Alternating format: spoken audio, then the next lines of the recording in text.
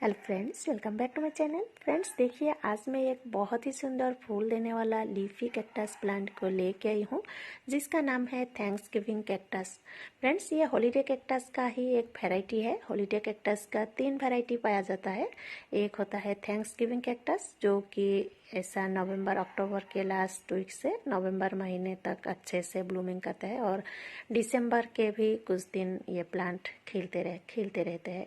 और उसके बाद आता है क्रिसमस कैक्टस, और क्रिसमस कैक्टस जो है वो क्रिसमस के टाइम पे ही अच्छे से ब्लूमिंग करते हैं। उसके अलावा ये जनवरी तक वो प्लांट अच्छे से ब्लूमिंग करते हैं, और कुछ कुछ प्लांट फरवरी तक भी खिल सकते हैं।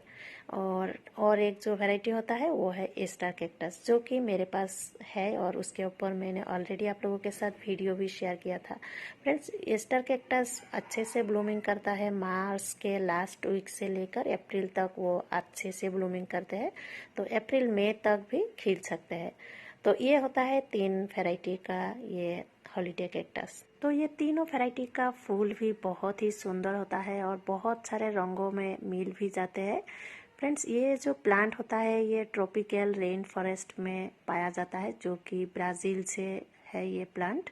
यानी ये सारे प्लांट्स का नेटिव है ब्राज़ील। देखिए, ये होता है ईस्टर कैक्टस। ये प्लांट में बहुत ही ज़्यादा करके फूल आते हैं। आप मेरा वो वीडियो ज़रूर चेक कीजिएगा। ये प्लांट में मार्च महीने से ही ब्लूमिंग होना शुरू हो जाता है। मार्च महीने में बर्ड्स आ जाते हैं, और अप्रैल महीने में बिल्कुल ऐसे करके बहुत सारे फूल खिल जाते हैं।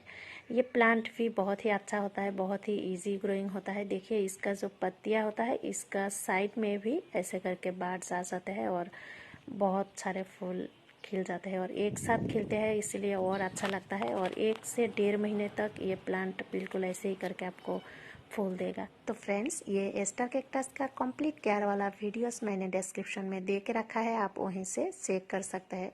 और आज मैं ये थैंक्सगिविंग कैक्टस को आपको कैसे ग्रो करना है, कैसे इसका कंप्लीट केयर करना है, वही आज मैं आप लोगों के साथ शेयर करूंगी।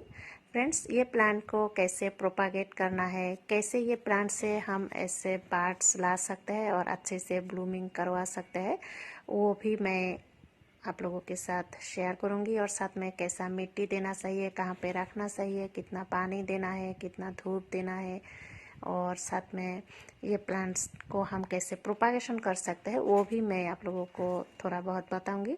तो ये सारे डिटेल्स मैं इसी वीडियो में आप लोगों के साथ शेयर करूंगी। तो फ्रेंड्स, चलिए पहले हम बात करते हैं ये प्लांट को हमें कैसे प्रोपागेट करना है। ये देखिए, ये प्लांट का हर एक लीफ का एक जॉइंट होता है। ये देखिए, यहाँ पे ये लीफ का जॉइंट है, तो ये जॉइंट एरिया में आपको काट लेना है, या फिर कैसे भी करके वहां से निकाल लेना है, ताकि वो जॉइंट एरिया अच्छे से रहे, टूट ना जाए। तो ऐसे करके आपको निकाल लेना है।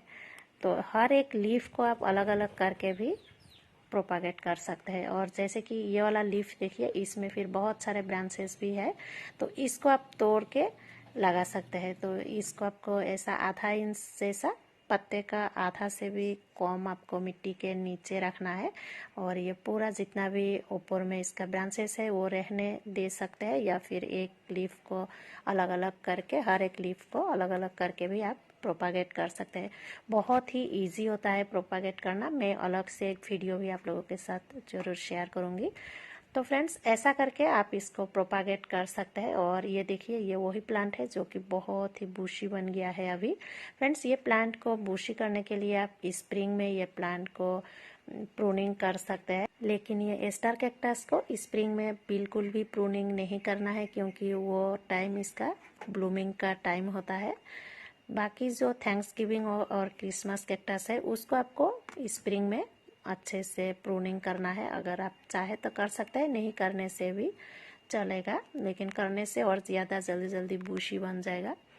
तो फ्रेंड्स, अभी हम बात करते हैं ये प्लांट को हमें कैसा पॉटिंग मिक्स देना चाहिए। देखिए, ये जितना भी हॉलीडे कैक्टस होता है, सबका एक ही जैसा पॉटिंग मिक्स देना पड़ता है। तो ये वाला प्लांट को मैंने जो दिया था, एक पार्ट सैंड, यानी कंस्ट्रक्शन साइट में जो यूज होता है रेड सैंड, वो वाला सैंड जिसमें छोटे छोटे पत्थर भी मिला हुआ होता है, तो ऐसा टाइप का सैंड, और साथ में कंपोस्ट दिया था। तो दोनों को मिला के मैंने इसके लिए पॉटिंग मिक्स बनाया था। और साथ में थोड़ा बहुत आप पारलाइट भी मिला सकते हैं। और कुछ प्लांट्स को मैंने, ये देखिए ये वाला प्लांट को मैंने जो साकुलेंट का पॉटिंग मिक्स है वहाँ पे बैठाया था। बस छोटे छोटे ऐसा देखिए काटिंग्स लगा दिया था, एक एक लीफ, और वो एक एक लीफ से देखिए कितना सारा अभी बहुत ही बूशी बन गया है।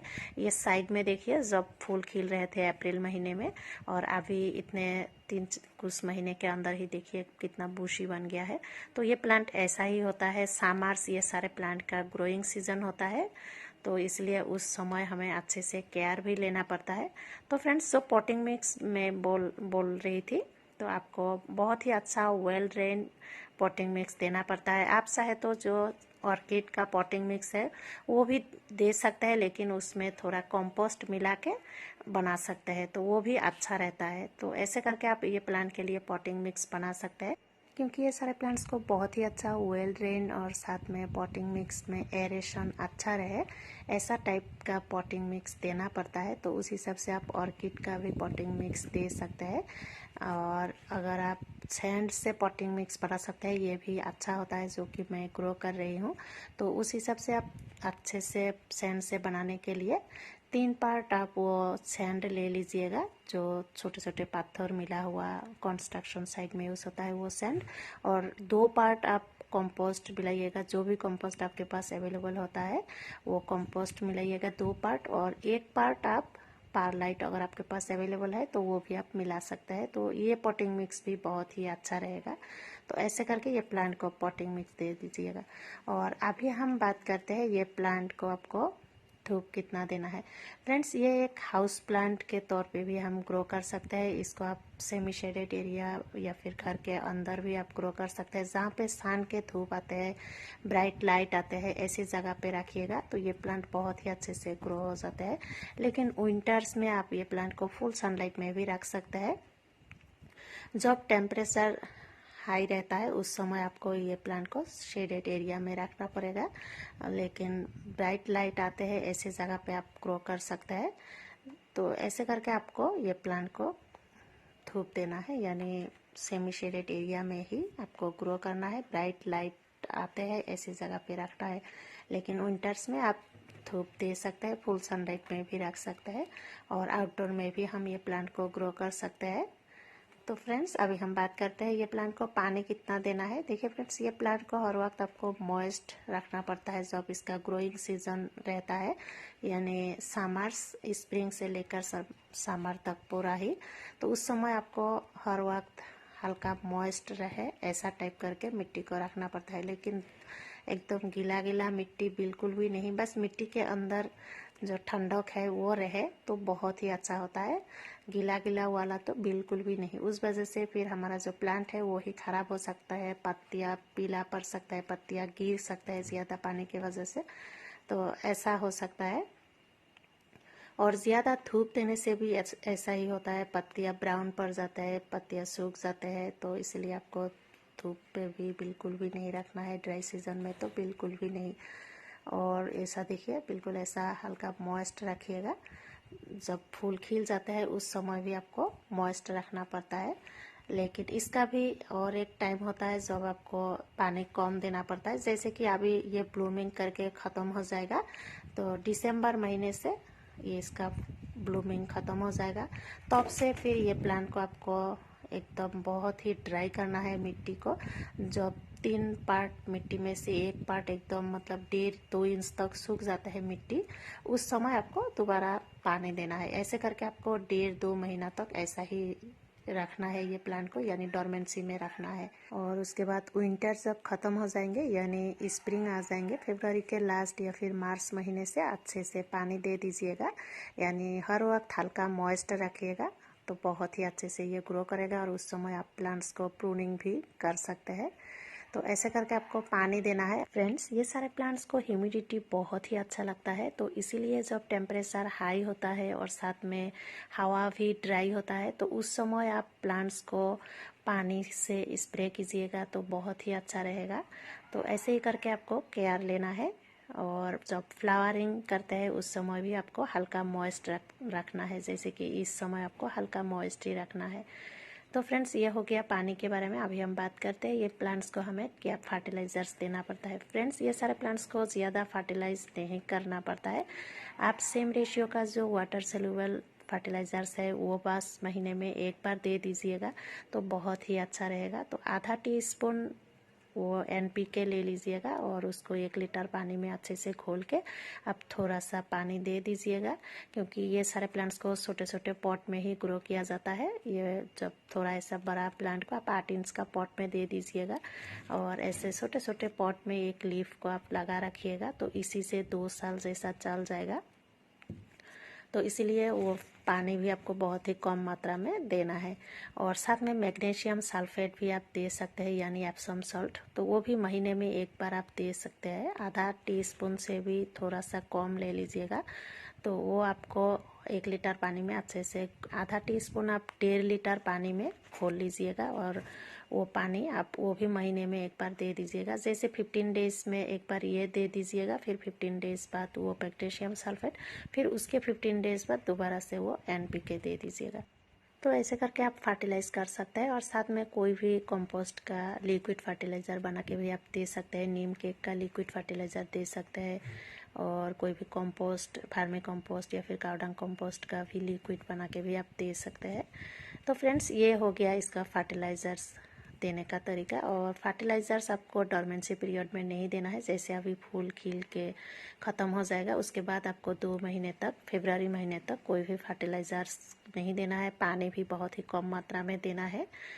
तो फ्रेंड्स अभी हम बात करते हैं ये प्लांट्स को ऐसा फूल लाने के लिए भी आपको कुछ करना पड़ता है। अगर आपका प्लांट नहीं अच्छे से एनवायरनमेंट, टेम्परेचर नहीं मिलता है तो उस समय आपका प्लांट्स ब्लूमिंग नहीं भी कर सकता है। और ये प्लांट साल में एक ही बार ब्लूमिंग करते हैं। अगर ये प्लांट अभी भी ब्लूमिंग नहीं कर रहा है तो फिर आपको पूरे 1 साल के लिए वेट करना पड़ेगा।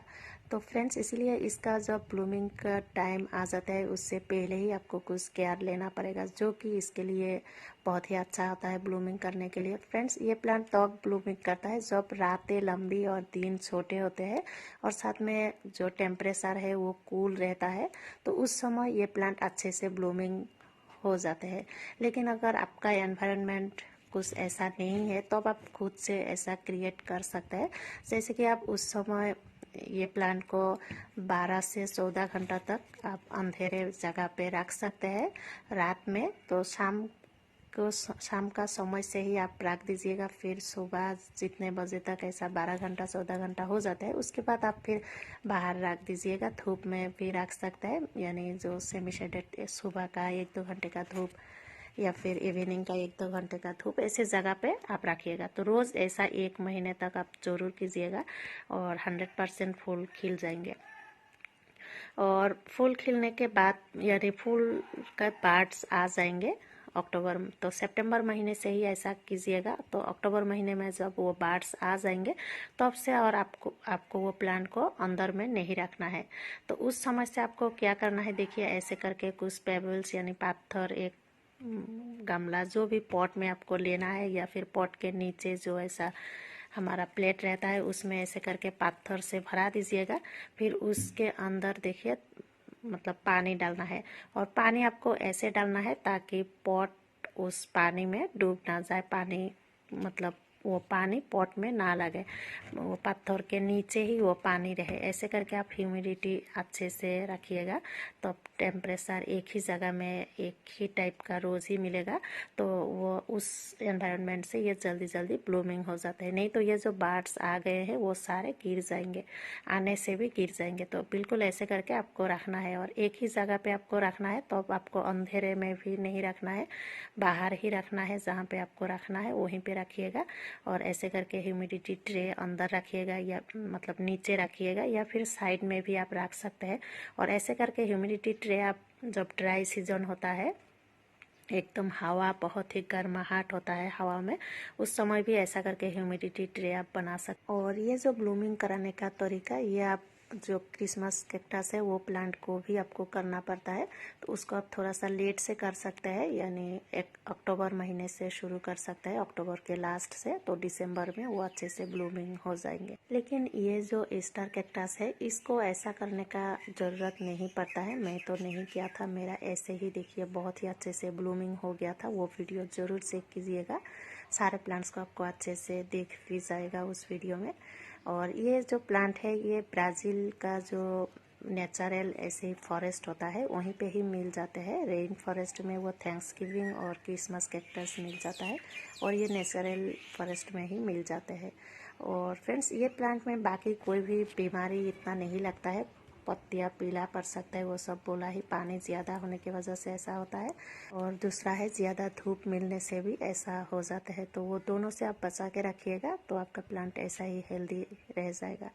और जो पेस्ट वगैरह कभी कभार लग भी सकता है, मिलीबग्स पेस्ट या फिट्स वगैरह, तो उस समय आप पेस्टिसाइड का स्प्रे कर सकते हैं, नीम ऑयल का स्प्रे कर सकते हैं। 1 टीस्पून नीम ऑयल और 1 टीस्पून कोई भी लिक्विड सोप अच्छे से मिला के आप हर महीने में एक बार स्प्रे कर सकते हैं, या फिर जब पेस्ट लग जाए उस समय ज़रूर कीजिएगा।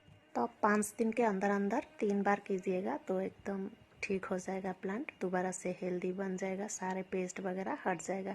और साथ में महीने में एक बार आप फंगिसाइड का भी स्प्रे कर सकते हैं। आधा टीस्पून फंगिसाइड पाउडर 1 लीटर पानी में अच्छे से घोल के स्प्रे कीजिएगा तो आपका प्लांट बहुत ही हेल्दी रहेंगे। तो फ्रेंड्स यही था ये प्लांट का कंप्लीट क्या टिप्स, जो कि मैंने सारे हॉलीडे कैक्टस का ही बोल दिया। तो फ्रेंड्स आज के लिए इतना ही। Thank you so much for watching my video.